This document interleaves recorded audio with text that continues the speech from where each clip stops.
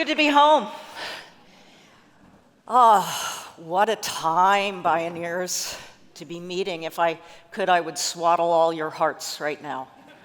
We really need it. This is just the time for us to put nature's wisdom at the center of this new world we want to build together. And that's what I want to talk about. I want to remind us that this is the real world. This is about 100 feet from my house. This is the pond I wrote about in the book. It keeps its promises every spring. It continually creates abundance. It circulates nutrients to every single cell. And it heals from trauma even more resilient, somehow. So remember that, because this is the real world, 3.8 billion years in the making. And this pond, when we got there, it's Salish Kootenai land. They hadn't been there for a long time, and it was a mess. This pond was full of agricultural chemicals. It was full of silt. There was no open water whatsoever. And what we found, we tried everything. And then what we did was we went to a healthy pond in the national forest, and we noticed, my partner and I, Laura, we noticed the flow happening, and we rushed back and we realized that we had 4 springs that were smothered. When we released them and reconnected this pond to its source of groundwater, this is what happened. And every year, it's been getting better and better and better and better. Because that's what life does, right? It literally, one organism promotes another organism's success and thriving. Another organism promotes another organism's, right? It's this incredible positive feedback loop. And what I realized, and I want us to remember, when we talk so much about negative tipping points, right? Climate change and Greenland melting. There are also positive tipping points. And when we can get in the healing team and bring a place like this to that positive tipping point, life takes over. Biodiversity begets biodiversity. It is stunning to watch and to be a part of. So let's remember that, and then let's try to do it consciously. When there are storms, those trees go bending, branches go flying, but now there are soil organisms ready to take up those nutrients. This is on the map of Montana refugia, which are the safe havens for organisms to go during climate change as it gets really bad. We have to create more of these. It's literally a refugia, my favorite new word. It's a refugia. What we're seeing out there right now that you've been living through is not normal. And Kaisha Smith knew that in 2018 at the March for Our Lives. And people have been using this sign over and over and over again. This is not normal. It's because we know that there are norms, social contracts that help us support collective action, help us trust, right? And those norms, what's happening now, the cruelty, the complete aggression and violence is not normal. And I'm here to tell you it's not normal in the natural world either. This is the norm in the natural world. Way more snuggle for existence than struggle for existence. Yeah. And these guys are sandhill cranes. Laura saw them doing the mating dance. They're back. They've been coming back to the pond now this will be the 7th year. Collective action, because they have norms. This is them migrating Have you ever seen a collision? Never. Never. It's because they have norms. And I've been studying nature's norms. I've been on a quest to understand them deeply. Indigenous peoples know them because they had sacred attention.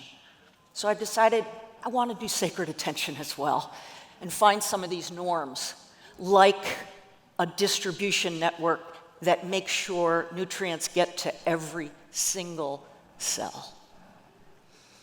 So how does nature create this abundance for all? I want to talk about two things. One is a culture of care, and one is a culture of generosity.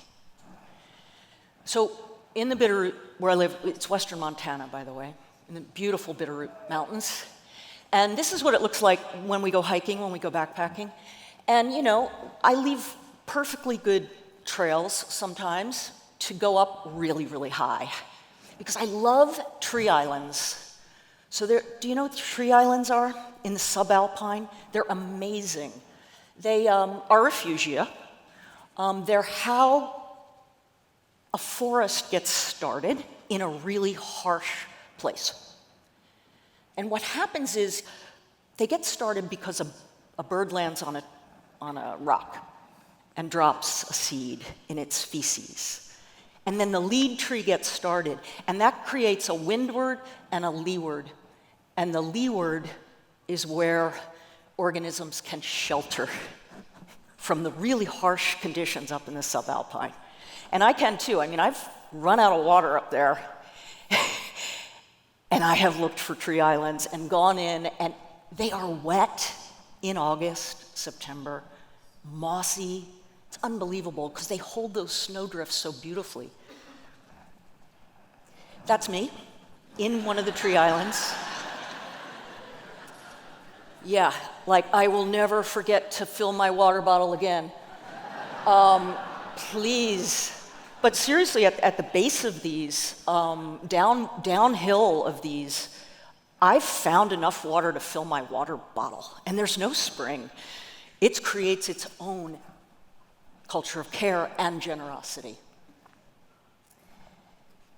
Then what happens is that those trees begin to release water vapor, transpiring, but also we're now realizing that a lot of the rain is caused by life, by bits and pieces of life, by ice-nucleating bacteria that go up into the vapor, by bits and pieces of moth proboscis. Fungal spores are amazing nucleators. And what I mean by nucleators is, a nucleator is like we used to think it was all dust, because we didn't believe life did this. It's mostly bioaerosols. And what they do is they go up, and water in a cloud, it's minus 40 degrees before it will freeze.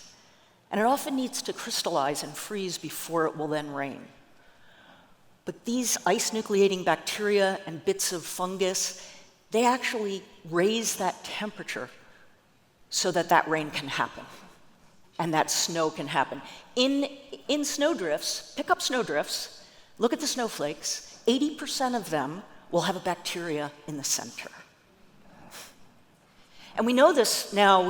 There's this hypothesis about the biotic pump and how Ferris Jabber says, the Amazon is a garden that waters itself.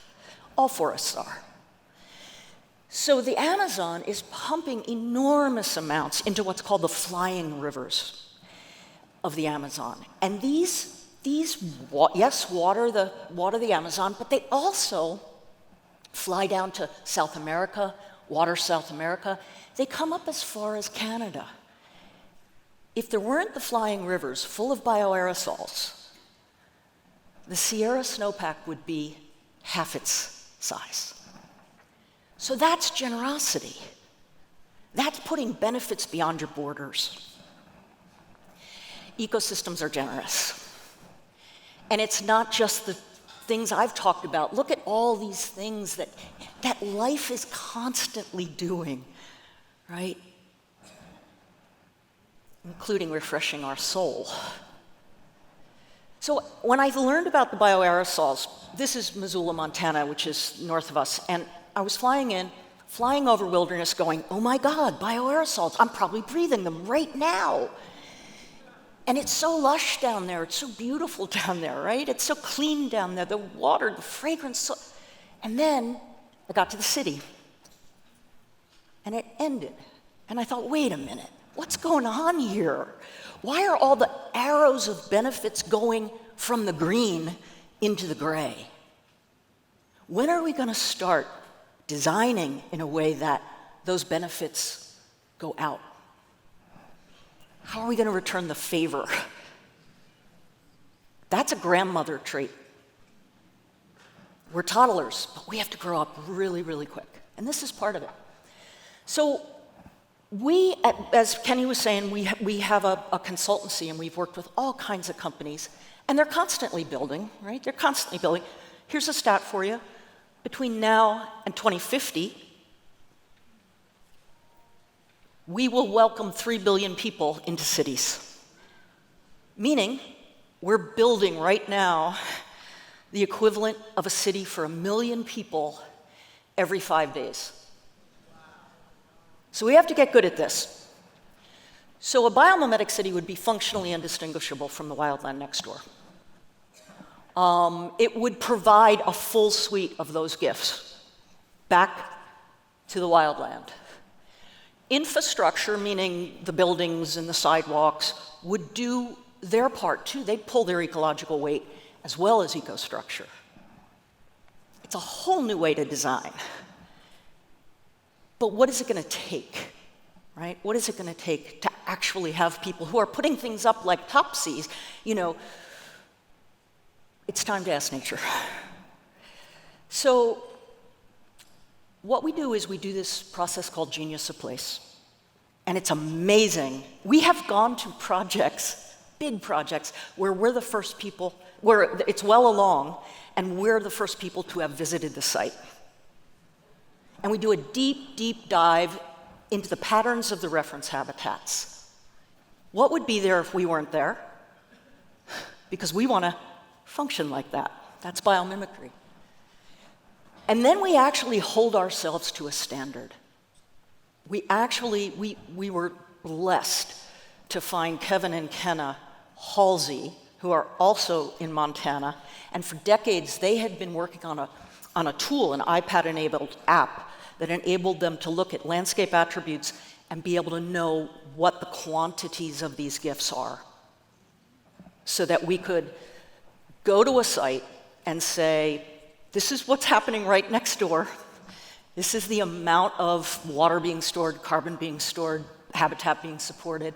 Now builders, oh boy, not much happening there, right? Not much happening there. But you measure that, and then you've got a gap. And you say, how can we design into this? Nature as measure. We also have scenarios. We're able to put up all kinds of scenarios and say, look, if you do this, the ecological gifts will go to this level. It's really hard to pull those back once you see it. So here's an example for our federal friends, federal employee friends. U.S. Coast Guard. Their motto is protect the nation's waters. So we said, okay, you want to protect the nation's waters? Let's look at how nature in the broadleaf temperate forest, because this is in DC, how it purifies water. So we looked at a watershed and a beaver in a watershed, and you've got these leaky dams, and then at different areas, you've got all different kinds of vegetation that's purifying. It turns into a meadow, wetland, forest, but it's purifying as it goes down. So this is what we built.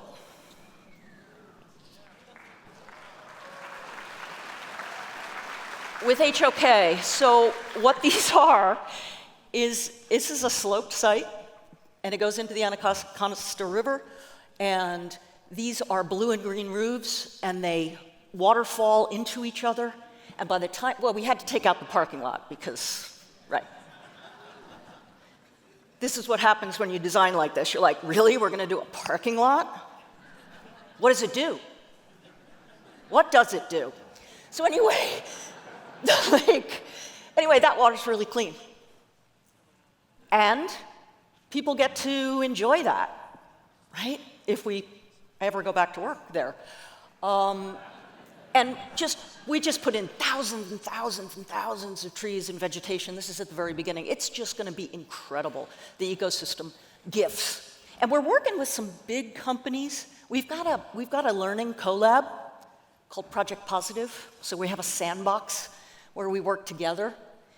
And we're starting to do things like habitexture, like the Austin Bridge that accidentally, bats love to roost there, and now there's a music festival every night when they come out. We're doing that on purpose now, providing habitat. Look at all the corridors, easements along roadways, right? Even buildings can have HVAC systems. This is one that releases 3 times cleaner air than comes in. We can do this with buildings. They should pull their ecological weight. Those rooftops are great for growing food, right? Parking lots, cool the air, please. Be a flood forest, please. Permeable pavement. There are so many design interventions that together you create all these ecological gifts that go beyond your borders. Assist migration. These critters are on the move, trying to get to cools. There's the beautiful Highline Trail. Provides solace. It comes with it. None of these all build on each other, right? Every surface in the natural world, think about tree and all the lichen on it, right? Like, what are we doing with these surfaces? There are so many cool jobs that are going to be created, right? Really cool jobs. And not just green jobs, green wealth, right? Let's have enterprises in neighborhoods. Let's put it all together and look at these synergies that are happening. Now,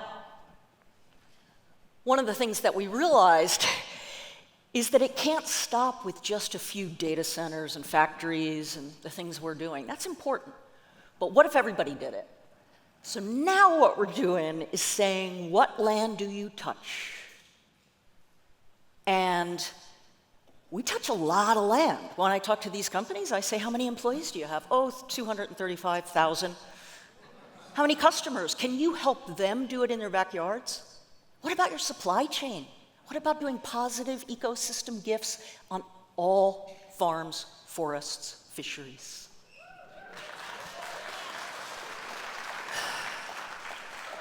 So we're going to need a bigger bioregional Ask Nature. So if you know Ask Nature, we're localizing this now because we want to democratize this. So start looking for ecological, we're getting grants to do ecological patterns for different biomes, and then learn about the organisms that are there. And the dream is to get that tool that I talked about for free on Ask Nature. So you can do that. That's the goal. So you can measure it and then celebrate it when you get closer. So join the Hive. That's our new Ask Nature Hive community if you're interested in this. So can humans be a welcome species? Yeah, why not? Look at us. These are some bee pros. We went to Glacier and they swam to an iceberg. They're crazy, but they're beautiful, right? We're young. But this is our true home. We belong here, and I think our true nature is generous. Because we're a biological being. Yeah.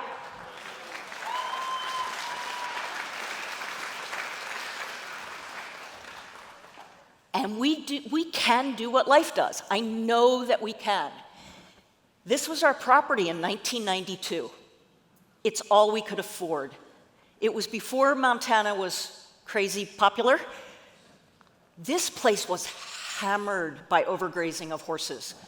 Those dots there are an invasive called Russian spotted knapweed that puts poisons out. It was dusty. Wind would come, it was like our own dust bowl. This is it now. 33 years, lots of goats, lots of help with native grasses, lots of trees. We planted lots of trees. There's the riparian area. Oh, I'm such a grass fanatic now. I just look at that and I'm like, isn't that beautiful? It's so beautiful. And here's that pond. Yeah. I'll take you out someday.